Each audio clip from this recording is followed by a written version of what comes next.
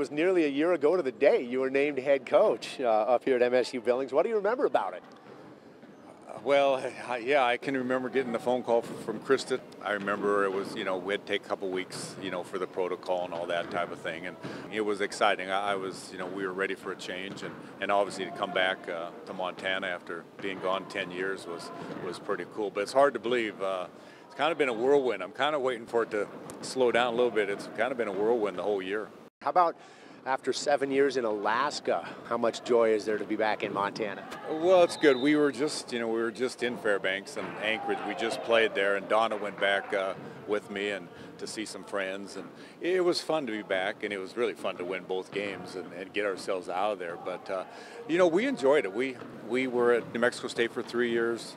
Down in southern New Mexico. We're in Fairbanks for 7, and I don't know, as a coach, you got to embrace where you're at, and so we did that, and it's what's weird about the move was we're in the same league. Usually when you switch jobs, you switch leagues, and so we're in the same league, and so facing the same battles and those type things, but we're ready to come back, and so it's been fun. It's been great to be back in Montana.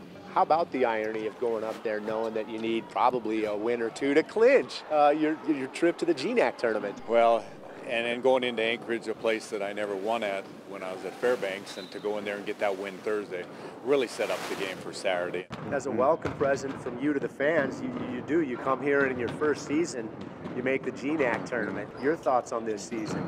Met expectations, below expectations, above the expectations? Well, you always want to, I would love to have finished in the top 4. I had 2 simple goals the first season, other than to establish kind of what we're all about, as coaches, Bobby and I, and how we want the program run the right way, was to make the GNAC tourney and to have a winning season.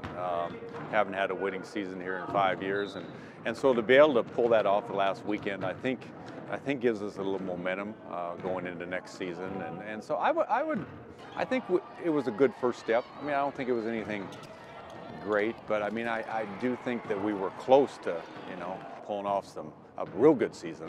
We lost some tough games, close games too. You talked about Bobby. You brought him on board up in Alaska. What was the selling point for him?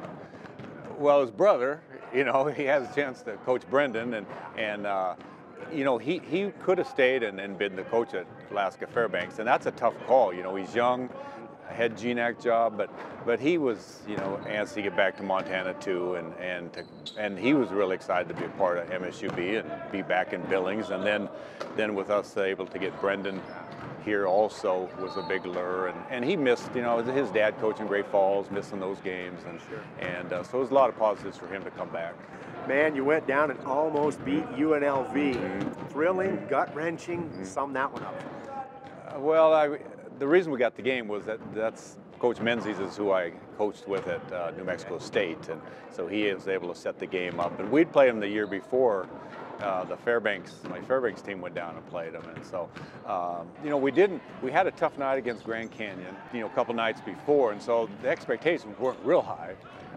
And then we just kind of hung around, and the way we lost it was kind of summed up some of our games. We just had a tough time late in games, doing the right things, and that didn't really matter. It's a practice game. You're trying to get both teams better, but it's pretty fun playing those games. Those games are, we'll try hard to get 1 or 2 each year on our schedule. It's a pretty good experience for our guys to be able to play Division I's, and so we'll try to continue to do that if we can. We're in the middle of March Madness here. You back up at this point in your career and in your season and just let yourself enjoy it? Do you watch some of the games and look at what you'd have done in certain situations, or do you just decompress and get out of it? Oh no, it's hard. March Madness is what we coach for, and I was fortunate to take a Montana State team to the NCAA, and then I was fortunate at New Mexico State. We got in the NCAA and played Michigan State in Spokane not too long ago, and so it's a pretty cool deal. It's a pretty big time thing, and to be able to play against schools like that. We played Syracuse with Boeheim is still there. Yep. When we were at Montana State. Let's talk about that. That was a 4-point game at halftime. Well, then he went to his zone. I heard him speak in the spring that year, and he had mentioned about he was playing the Montana State team, who shot 40% from the three and whatever. So anyway, he said we had to suck up our ego, get back to our traditional zone in the second half, and I think it's the last time he's ever played man-to-man, seriously. And they went to that zone, and I mean it is so long. It's so big and long. You just can't even get a shot off, and so that made the difference the second half. But you got there with a lot of Montana kids, Hatler and Danny Sullivan, I think, was a freshman, and made a three-pointer. Leachman, all three of them live here in Billings, so that's pretty cool. So yeah. Kind of for people that have not been to that NCAA, that are the big college basketball fans, you talk about how crazy it is at that tournament. Behind the scenes, like the itinerary that's set up for you. Can you kind of paint a little bit of picture of it? Well, it's all set up for you. Number one, whatever you are, Nike, Adidas, whatever type of school you are. I remember at New Mexico State, there were Adidas, and literally we get in the tournament on Saturday night, and Monday afternoon we have new gear, shoes, because they're promoting their brand. Charter, they pick you up on a charter. What time they're picking you up? You know, you got to escort police into town. You know, Spokane to your hotel, and you got your practice times. And no, it's. I mean, it should be. It's a big thing across the country, but they take pretty good care of the teams. Social media. How are you at social media? Well, I got people helping me.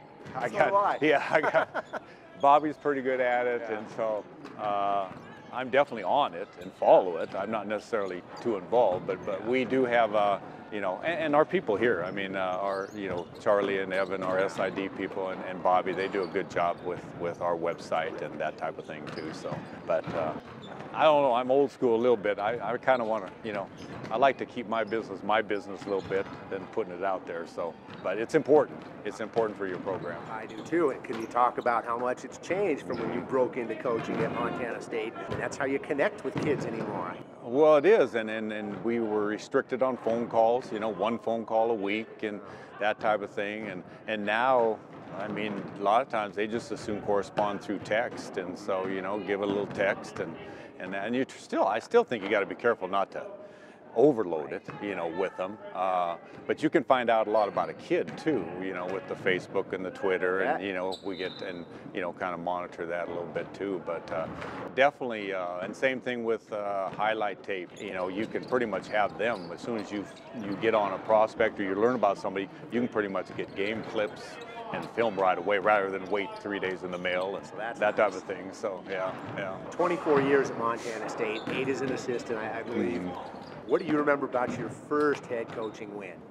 Well, it was against Simon Fraser, which is ironic that they're in the GNAC here. And, I don't remember much. I actually have a picture of my first game. Dean Alexander, our longtime voice of the Bobcats, took the program picture and put it in a frame.